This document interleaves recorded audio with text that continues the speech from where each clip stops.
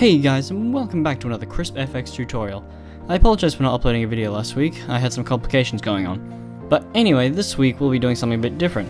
We'll be doing a tutorial on Premiere Pro. And we'll be doing specifically a TrackMac text. To give you guys an idea, it will look a bit like this.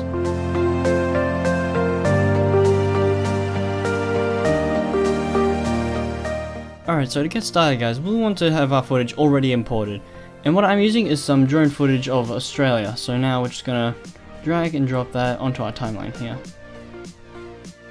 Alright, so now we're gonna create text, so we're gonna go to File, New, Legacy Title, and we'll just give this the name Title. Click OK. So now you can see we can create text wherever we want, so we're gonna click here, and we'll just put in Title.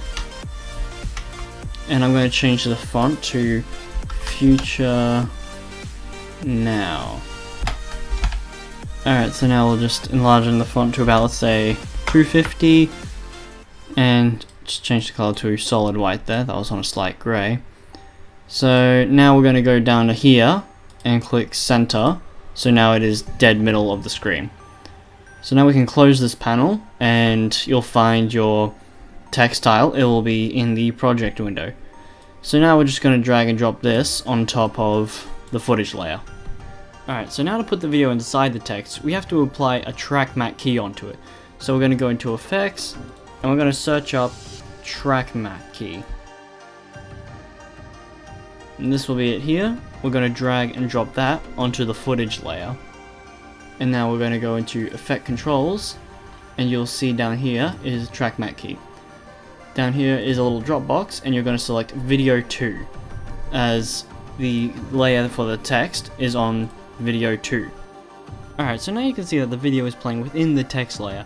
It's treating it like a mask.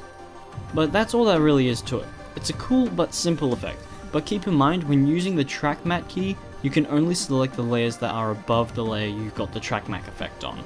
On that note, I hope you guys enjoyed this tutorial and that you found it helpful. If you did, please leave a like, and if you wish to stay updated with the content I upload, feel free to subscribe. And I'll see you in the next video.